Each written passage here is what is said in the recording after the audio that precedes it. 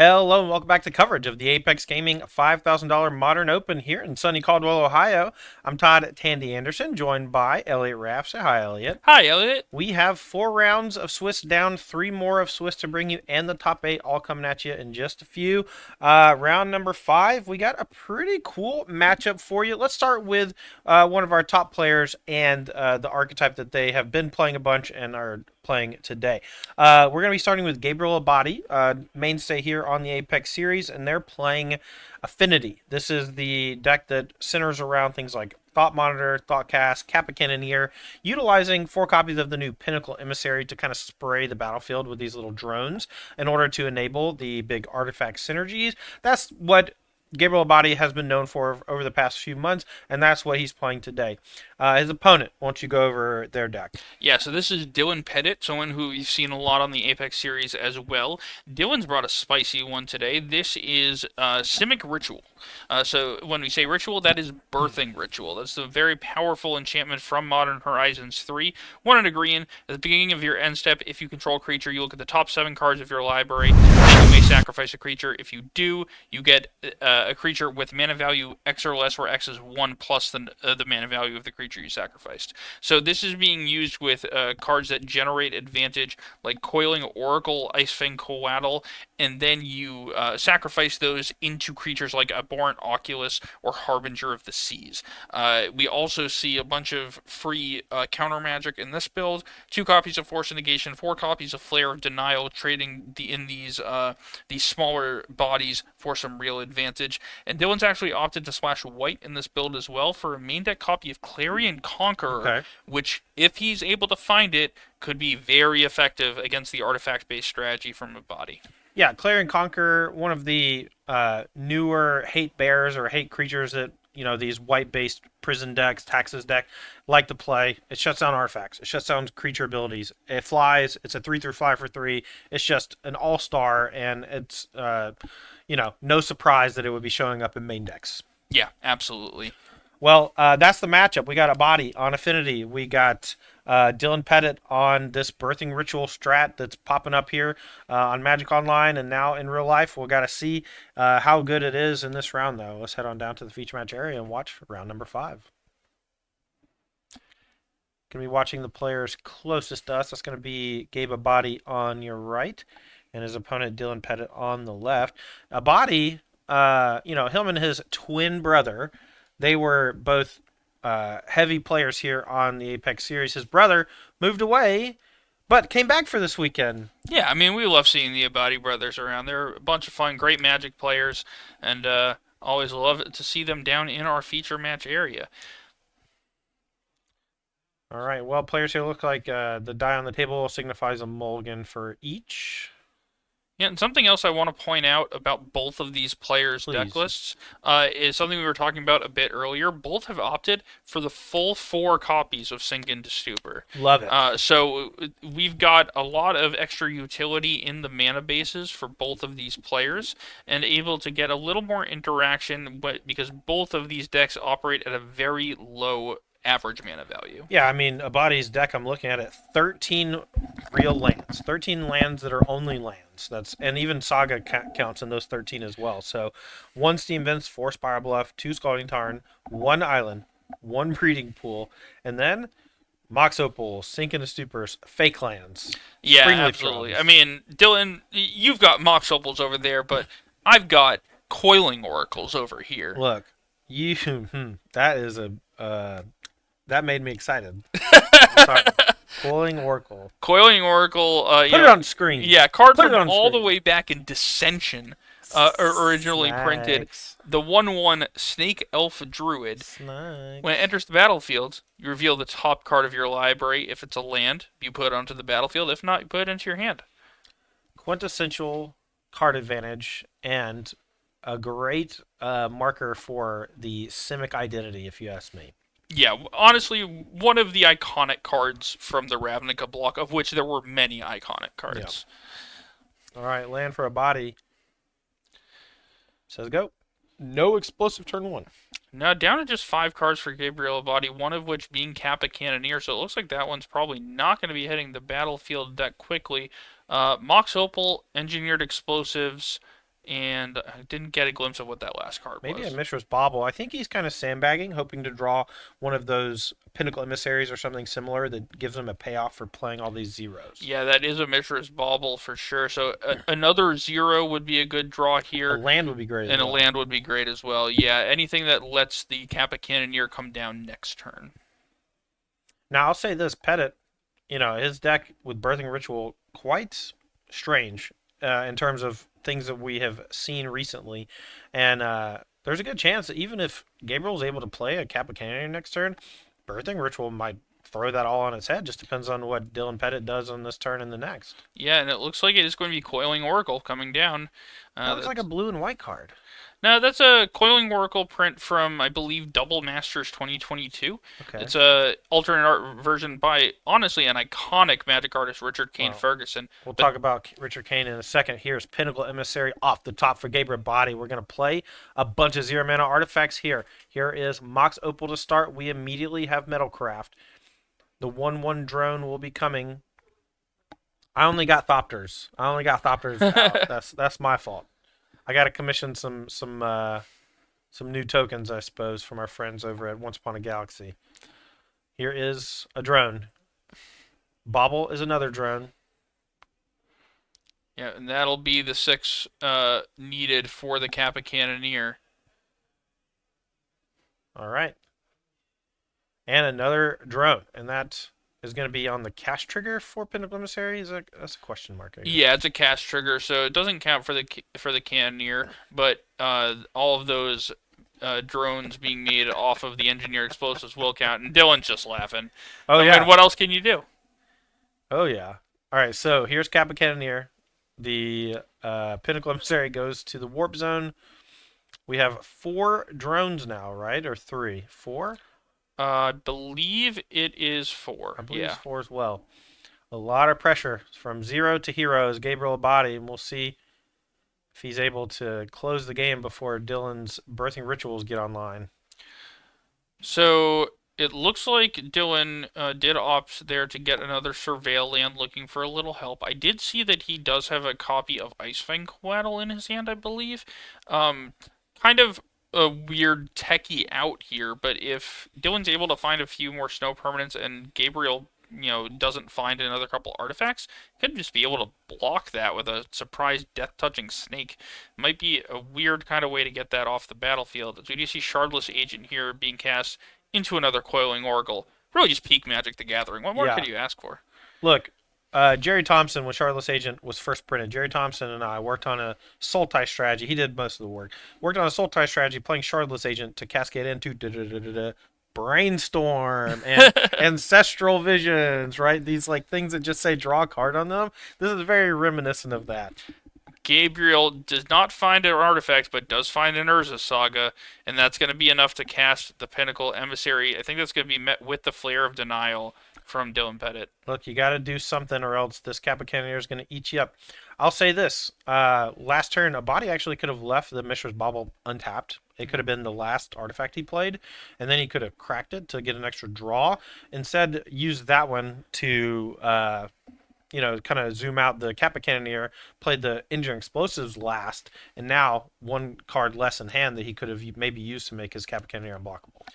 Yeah, so we do see the leftovers here for Dylan Pettit being Ice and Coatl, picking up white border card there. I'm not entirely sure. I believe what that's that a was. white-bordered birthing ritual, so I don't think you should look up. I think it is a altered white-bordered birthing ritual, just like that ultra white-bordered Boseiju you saw popping out there.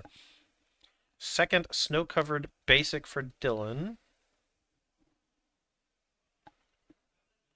Here is that birthing ritual, and so now when we move to the end step, we get to look at the top 7 cards, and then if one of them is a creature, we can sacrifice one of our creatures in play that has 1 mana value less to play that card for free, something like that. It will be a Born Oculus here, sacrificing the Shardless Agent. Yeah, the rest go on the bottom in a random order. We're going to take a look at the top of the deck. And now, Oculus versus the World. Dylan gets a manifest. Yep, correctly bins the card that Gabriel knew about, which was the Force of Negation. And a body going to start the turn off with Thoughtcast. Going to draw 2 cards. All right, quick question for you, Elliot. Manifest. What is the mana value on that manifest token? That is not a token. It is a card, but the mana value is 0. Okay. So while this injury explosive probably not going to pop just because of all these 1/1 drones, some point in the future game, or maybe the future of this game, a body could utilize engineering explosives to take care of an army of those manifests. Yeah, we do see Urza Saga creating the construct token here to trigger the Kappa Cannoneer. Dylan falling down to just 6. It's going to need something strong and needs it very soon. Does this deck have any sort of combo to find off of Birthing Ritual, or is this kind of just like your fair guys mid-range Birthing Ritual deck? No, this is extremely fair. Extremely fair Magic. What's this Ouroboroi? So Ouroboroi is a new card from Edge of Eternities. This is a 1/3 for 2 green green. At the beginning of combat on your turn, you put X +1/+1 counters on creatures you control, where X is this creature's power. So the first combat, it'll put 1 counter and then 2 and so on. I see. Yep. All right, so Dylan gonna churn through looking for some answer to Kappa Cannoneer. We have a bunch of mana at our disposal, so maybe there's some sort of like Reclamation Sage or something that can come down and blow it up, and we can pay. Yeah, nothing that I can see that is going to be a clean answer to this Kappa Cannoneer. Beseiju was really the only answer available, and I believe that may have been milled over at one point or was shown Yeah. off of the Cascade. It doesn't look like it's in the graveyard. There So are Sink into Stupors as well, but those cost 3, and then you have to pay the 4 for the ward. It's kind of hard to ask. right. So it looks like Dylan's casting a second Oculus here. But we know that Gabriel will both have the ability to create constructs and can go search for another uh, artifact as well to trigger this Kappa Cannoneer. I expect that we're going to see Dylan pick up his cards and move to game 2 here in just a moment. All right, well, we are going to resolve this Birthing Ritual first, but if there's no help, there's no reason for Dylan to show anything, so he's just going to put them on bottom. Says go. Okay, so one out that potentially is available is if Gabriel allows both of these manifests to happen and one of them is Harbinger of the Seas. It could potentially flip that up in Gabriel's upkeep and turn off the Urza Sagas. Well, one of them's already in chapter 2, so you can't even So turn that that off doesn't even anymore. work. Yeah, yeah. And one of those cards that was manifested was indeed the Beseiju that would have taken care of the Kappa Cannoneer, but here we do see Gabriel searching for an artifact off the Urza Saga, and that should be the game. All right, well, Kappa Cannoneer once again flexing its muscles, and a body with no plays on turn 1 and 2 has an explosive turn 3 with Pinnacle Emissary into Kappa Cannoneer and rode it to victory. Dylan Pettit triggered his Birthing Ritual multiple times, has Aborn Oculuses going, but not going to be enough in game number 1. Come on, Gabe. Speed it up, buddy.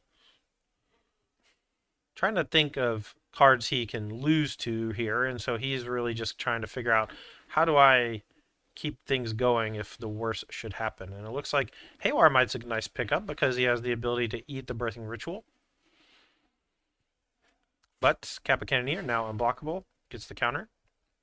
Yeah, just getting a bit of insurance here just in case there is some unexpected play here from Dylan. Gabriel also has, it looks like, 2 copies of Sink into Stupor in hand, so has all eventualities covered. All right, big attack going to come here.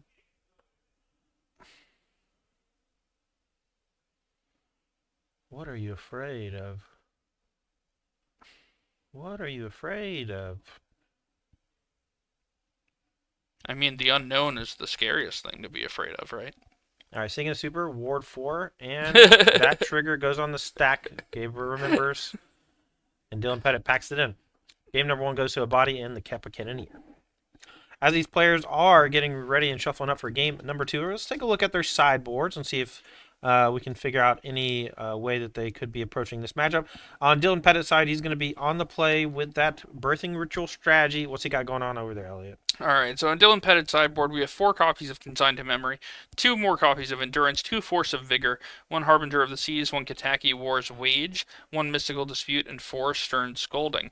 Alright, so we definitely expect those Force of Vigors and the Kataki to come in, as well as the Mystical Dispute. It's possible he could reach towards Consigned to Memory as well, but I don't think he wants to be diluting his deck too much from what's already there to allow him to get some pressure in addition to adding some disruption. So the main cards for sure, Kataki War's Wage, one we haven't seen in a while. This is from the original Kamigawa block. 1 and a white for a legendary's 2/1 that says all artifacts have, at the beginning of your upkeep, sacrifice this artifact unless you pay 1. Yeah, very good against the newer builds of Affinity, playing Pinnacle Emissary and Weapons Manufacturing, because then guess what? All of them have attacks. Well, you certainly don't want to play it if your opponent has had a bunch of munitions, Oh. but yeah, that one Actually, might not be maybe not. Might Don't not do be that. the best. All right, what do we got on Gabriel Body? All right, on the body side of things, we are Affinity, and we are blasting off very quickly here in most games with Mox Opal. The sideboard has 1 Ashiok Dream Render. That's to, keep your opponent from fetching things with, like, Primeval Titan. I don't think it's going to come in here. 2 copies of Blood Moon. I don't think it's great against the Coiling Oracle deck, even though it's 3 colors. They have Force and Islands aplenty. 3 copies of Consigned to Memory. That could be nice for shutting down triggered effects from various Birthing Ritual creatures, but I'm not sure if a body is going to dilute his deck with things like that. 2 Force of Negation, which can stop the marquee card, which might come in. 2 Emery Lurker of the Lock. That's mostly for when your opponent has a bunch of like sweepers and spot removal. Don't think that's coming in here. 1 Galvanic Blast. Might be nice if there's something like Clarion Conquer that you have to deal with.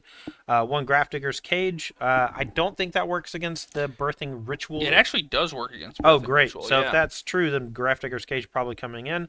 Pithy Needle, I find very few uses for, and Vandal Blast, not nearly enough artifacts to target. So to recap, the Grafdigger's Cage could be great. Maybe some Consigned to Memories. Maybe some Force Investigations, but probably not. Things like Tormod's Crypt can come out. Even though they can shut down the graveyard for something like a Born Oculus, this deck this deck ignores the graveyard most of the time to cheat Oculus into play with Birthing Ritual. Yeah, I think both players will be doing relatively minimal sideboarding. Yeah. But we will see what sideboard has for the matchup. Force of Vigor definitely going to be a big part of the plan. Yeah. As well as Kataki and Mystical Dispute. Gabe probably wants a little extra spot removal. Wouldn't be surprised to see that Galvanic Blast. All right, players are shuffling up for game number 2. Let's see if they're going to keep our mulligan before we jump down. Pretty good day of Magic so far, Elliot. Modern always a treat. I think the format's in a great place at the moment. Really diverse field, a lot of powerful things going on, and really just a lot of great Magic being played. Yesterday was sealed spectacular with Spider-Man. Today, a little bit faster, a little bit more explosive, a lot of turn 1 crazy stuff. Nothing on turn 1 for Dylan Pettit, though. Just going to play Windswept Heath and pass. Turn 1 for a body. Could be anything. Let's see how he wants to play it. Sink into Stupor. We're going to take 3 damage to play it untapped. And here's Pinnacle Emissary. This is the start.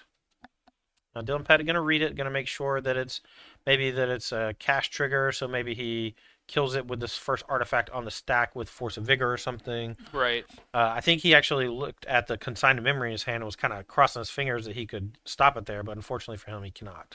It looks like just the one play after Pinnacle Emissary for a body, so Interesting. Nothing too scary if you're in Dylan Pettit's seat. It's even the Tormod's Crypt too, which doesn't really have a lot of effect against Dylan Pettit's deck. Yeah. Now, Tormod's Crypt, normally a sideboard card for decks that play artifacts. In this build, we have 3 main deck. 0 mana artifacts, quite strong with things like Pinnacle Emissary, as you just saw. But this build also heavy into weapons manufacturing and just going super wide with Kappa Cannoneer so that you can play it as quickly as possible. Yeah, I think here we're going to see the Coiling Oracle come down again on turn 2. Dylan does have Flare of Denial in hand as well, but it'll be a Born Oculus going to the grip for Dylan. Okay. Untap a body for turn number 2. What can this new day bring? Here's Urza Saga as the land. And Emery Lurker the lock. Gonna get that down. Pettit might want to Flare of Denial this. Now, I wasn't sure if Emery was going to come in, but it looks quite good here, especially in the face of some sort of potential interaction from Dylan.